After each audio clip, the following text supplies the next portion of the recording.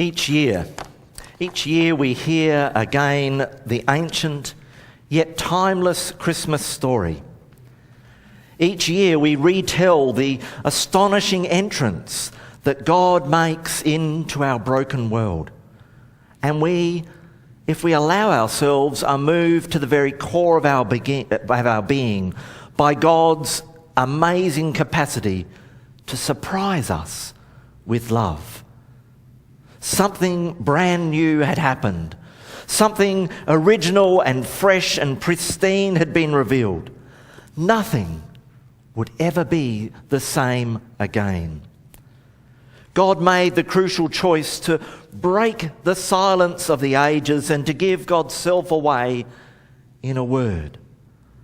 The most important word that God has ever spoken took flesh in the womb of a teenage girl, and like all human flesh, was born as a fragile bundle of new life. The mystery of God was somehow concentrated in a child. The length, breadth, depth, and height of God's love was somehow expressed in this little one. God was choosing to visit. Actually, no, far more than choosing to visit, God was choosing to live among us, not through dreams or words of the prophets anymore, but in human flesh and bone and sinew.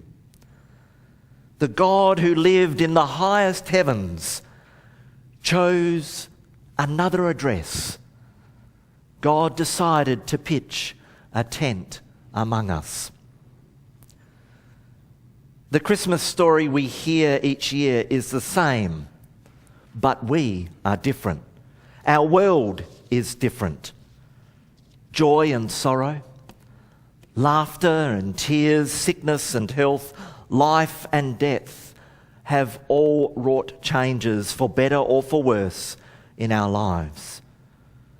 But no matter what changes we may have undergone, what losses we may have mourned, or what gains we may have celebrated, the Christmas story speaks to us again of new birth and the possibility of our own rebirth. It tells us that things can be different. It gives substance to our hope that new life is possible. In a very real sense, the birth of every child is a small protest against the tired, cynical view that there is nothing new under the sun, that we are simply condemned to a future which only repeats the stupidities of the past.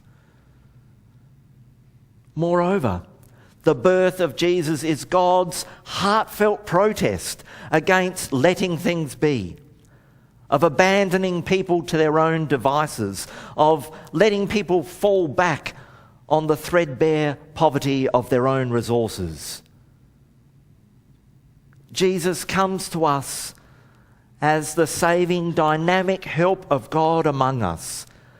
He is the one word in God's text message of hope, a message sent to us all this Christmas.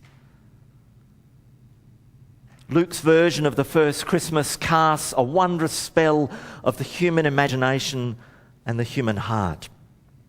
It's the artist Luke who puts us in touch with the teenager upon whose yea or nay God's saving plan will hinge, and with the dutiful, plodding Joseph providing stability and security in a situation that was fraught with crisis and vulnerability, and also sharing a message with beery, flea-bitten shepherds who are graced with the good news scoop of a millennium.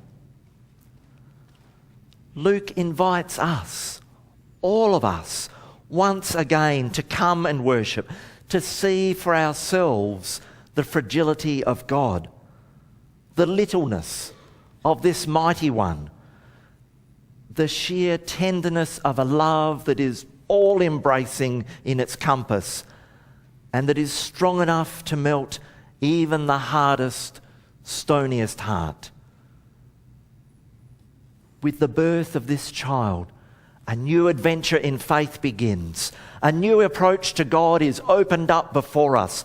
A new way of relating to each other is asked of us.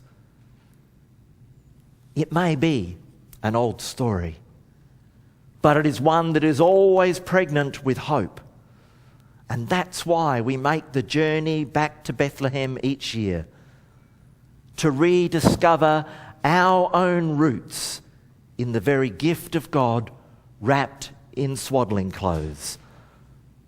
For us here today, it is our journey home. Amen.